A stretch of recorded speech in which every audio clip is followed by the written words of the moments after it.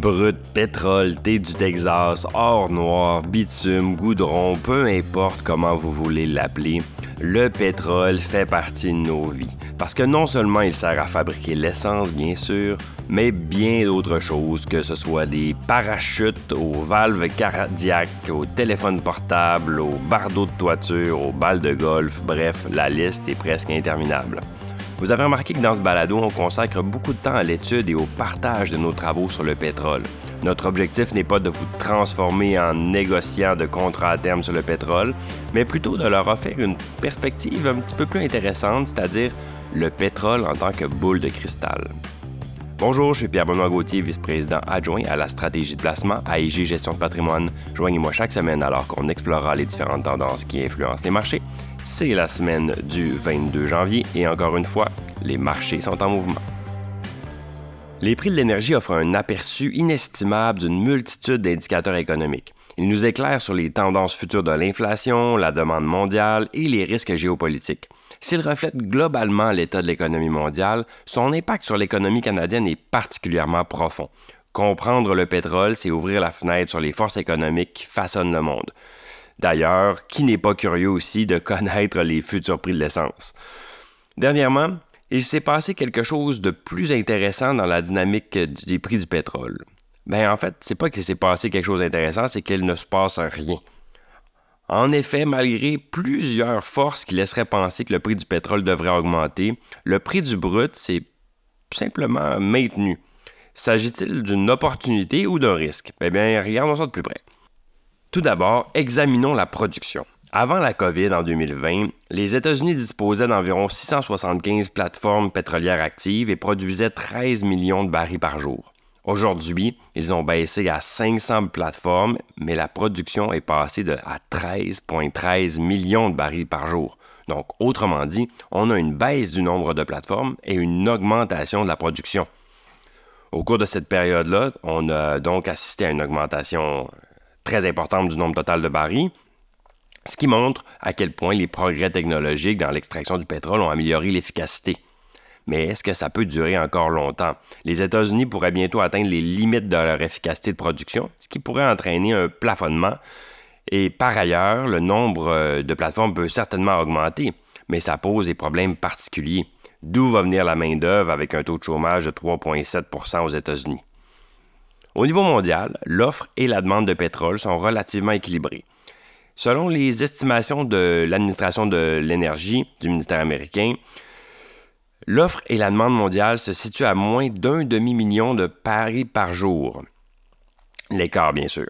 Que se passerait-il si l'économie mondiale continue à montrer des signes d'amélioration, comme on l'a souligné dans nos perspectives pour 2024? Les données relatives à l'emploi et à la consommation suggèrent que la demande de pétrole se maintiendra au cours de l'année à venir. Les chiffres de la consommation de pétrole, qui font état d'une réduction des stocks plus importants que prévu et de prix stables, vont dans le même sens. Les probabilités conduisent à une augmentation de la demande, mais l'offre suivra-t-elle? Les limites potentielles de l'offre américaine liées à la productivité, combinées au maintien des plafonds de production de l'OPEP, pourraient conduire à une hausse des prix de pétrole et non à une baisse. Deuxièmement, et c'est probablement le plus intéressant, malgré les tensions récentes au Moyen-Orient, y compris les attaques en mer Rouge, il ne semble pas y avoir de prime de crise dans le prix du pétrole. Les spéculateurs pétroliers sont généralement prompts à prendre en compte les risques politiques. À la suite de l'invasion de l'Ukraine par la Russie, le prix du pétrole brut avait grimpé de 38 % pour atteindre 123 $ le baril. Pour mesurer la prime de risque, on a tendance à suivre l'intérêt des spéculateurs pour les contrats à terme sur le pétrole. Or, il se trouve qu'en ce moment, l'intérêt net pour les contrats à terme est exceptionnellement faible et qui n'a même pas bougé malgré les événements actuels.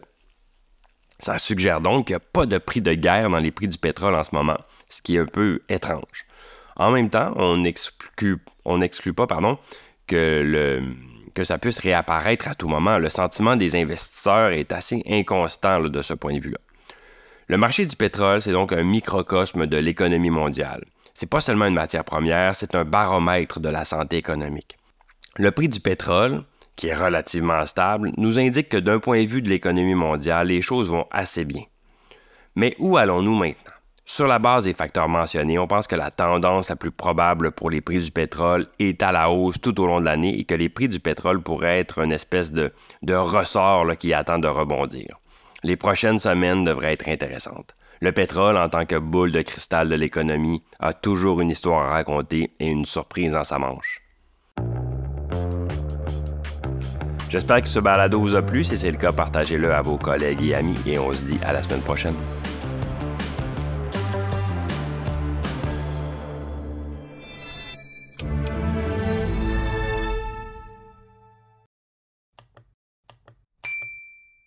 Le contenu de ce balado, y compris les faits, les perspectives, les opinions et les recommandations, ne doit pas être pris ni être interprété comme un conseil en matière de placement, ni comme une offre de vente ou une sollicitation d'offre d'achat de tout titre cité. On ne doit pas se fier sur le contenu de ce balado à quelque fin que ce soit, et IG, Gestion de patrimoine, n'est aucunement responsable de son utilisation. Le présent balado renferme des énoncés prospectifs qui décrivent nos attentes actuelles ou nos prédictions pour l'avenir.